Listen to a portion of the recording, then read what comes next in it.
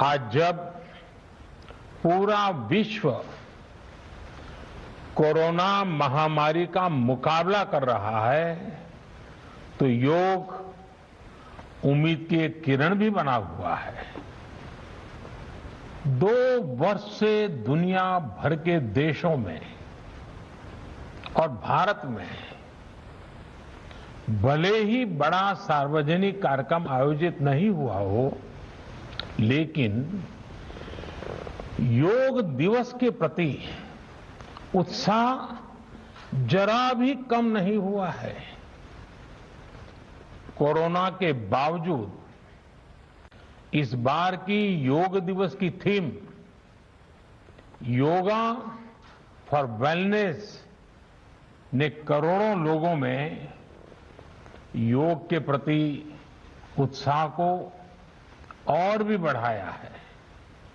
मैं आज योग दिवस पर ये कामना करता हूं कि हर देश, हर समाज और हर व्यक्ति स्वस्थ हो। सब एक साथ मिलकर एक दूसरे की ताकत बने। साथियों, हमारे ऋषियों मुनियों ने योग के लिए समत्वम योग उच्यते ये परिभाषा दी थी। उन्होंने सुख दुख में समान रहने, संयम को एक तरह से योग का पैरामीटर बनाया था। आज इस वैश्विक त्रासदी में योग ने इसे साबित करके दिखाया है। कोरोना के इन 1.5 वर्षों में भारत समेत कितने ही देशों ने बड़े संकट का सामना किया है। साथियों, दुनिया के अधिकांश देशों के लिए योग दिवस को उनका सदियों पुराना सांस्कृतिक पर्व नहीं है। इस मुश्किल समय में, इतनी परेशानी में लोग इसे आसानी से भूल सकते थे, इसकी उपेक्षा कर सकते थे, लेकिन इसके विपरीत लोगों में योग का उत्साह और बढ़ा है, योग से प्रेम बढ़ा है। पिछले 1.5 सालों में दुनिया के कोने कोने में लाखों नए योग साधक बने हैं। योग का जो पहला पर्याय संयम और अनुशासन को कहा गया है, सब उसे अपने जीवन में उतारने का प्रयास भी कर रहे हैं। साथियों, जब कोरोना के अदृश्य वायरस से और इस अदृश्य वायरस ने दुनिया में जब दस्तक दी थी, तब कोई भी देश साधनों से, सामर्थ्य से और मानसिक अवस्था से इसके लिए तैयार नहीं था। हम सभी ने देखा है कि ऐसे कठिन समय में योग आत्मबल का एक बड़ा माध्यम बना। योग ने लोगों में ये भरोसा बढ़ाया कि हम इस बीमारी से लड़ सकते हैं। मैं जब फ्रंटलाइन वॉरियर्स से, डॉक्टर से बात करता हूं तो मुझे बताते हैं कि कोरोना के खिलाफ लड़ाई में उन्होंने योग को भी अपना सुरक्षा कवच बनाया। डॉक्टरों ने योग से खुद को भी मजबूत किया और अपने मरीजों को जल्दी स्वस्थ करने में इसका उपयोग भी किया।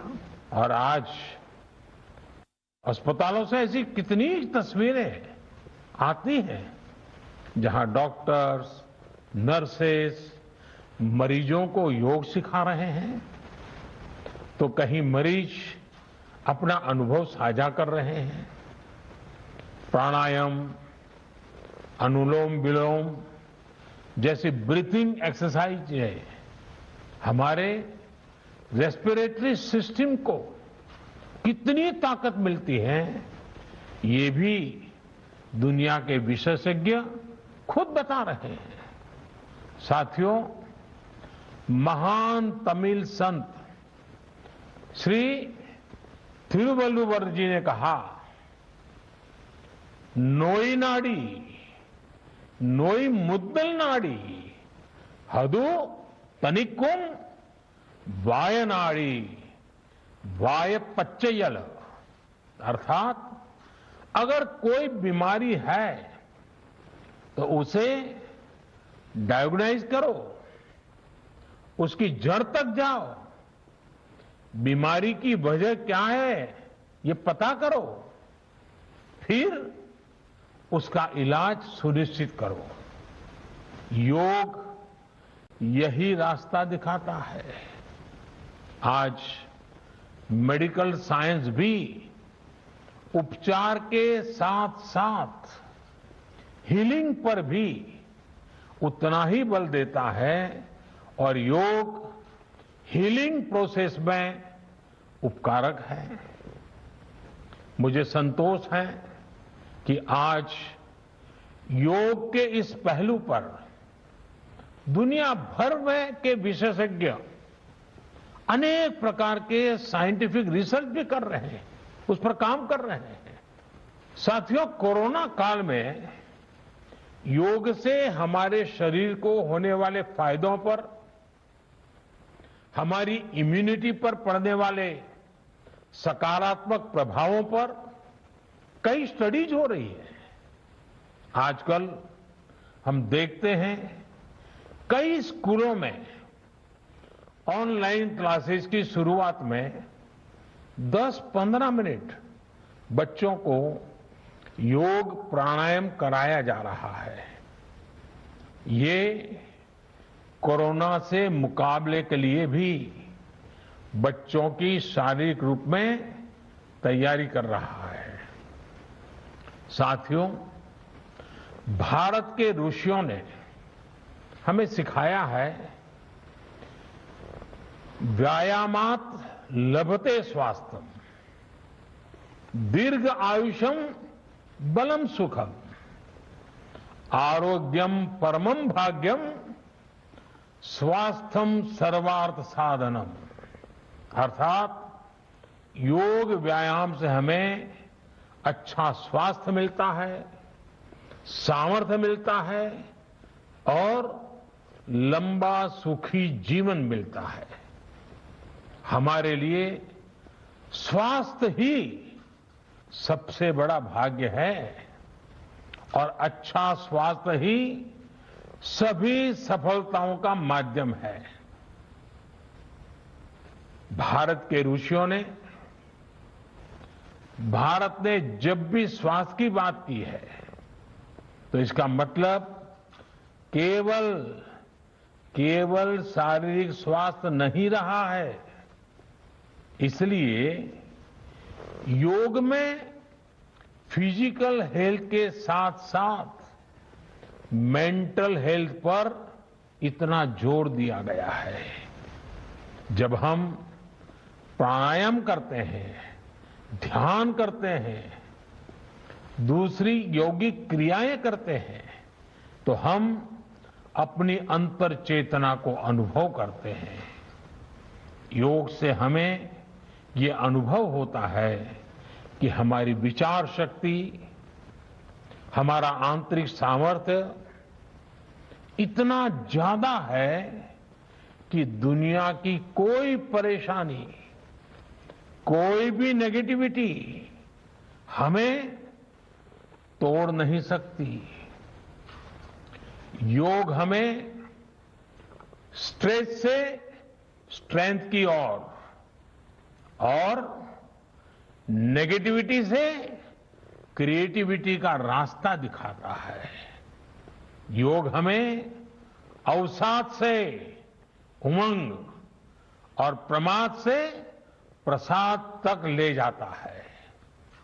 Friends, yoga tells us that so many problems might be out there, but we have infinite solutions within ourselves. We are the biggest source of energy in our universe. We do not realize this energy because of the many divisions that exist. At times, the lives of people exist in silos. These divisions reflect in the overall personality as well. The shift from silo to union is yoga. A proven way to experience a realization of oneness is yoga.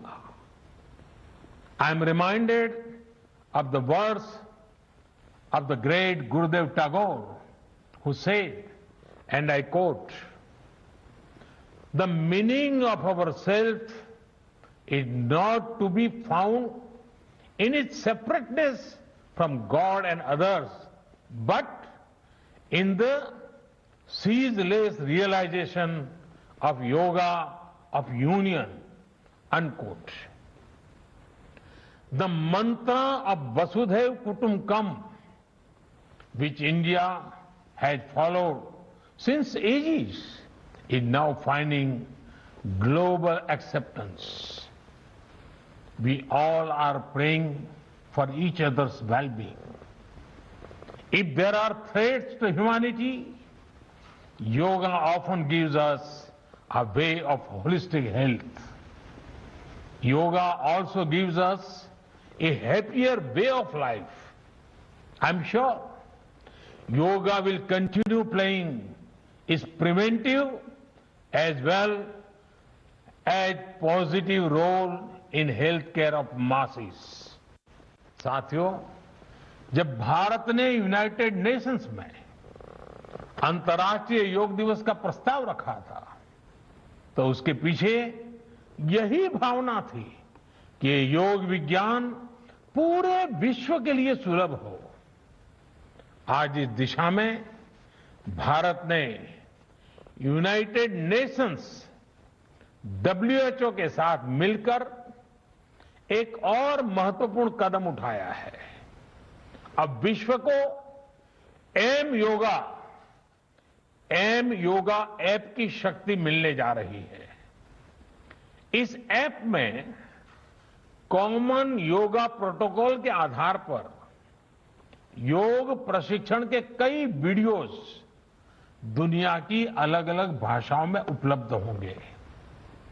ये आधुनिक technology और प्राचीन विज्ञान के fusion का भी एक बेहतरीन उदाहरण है।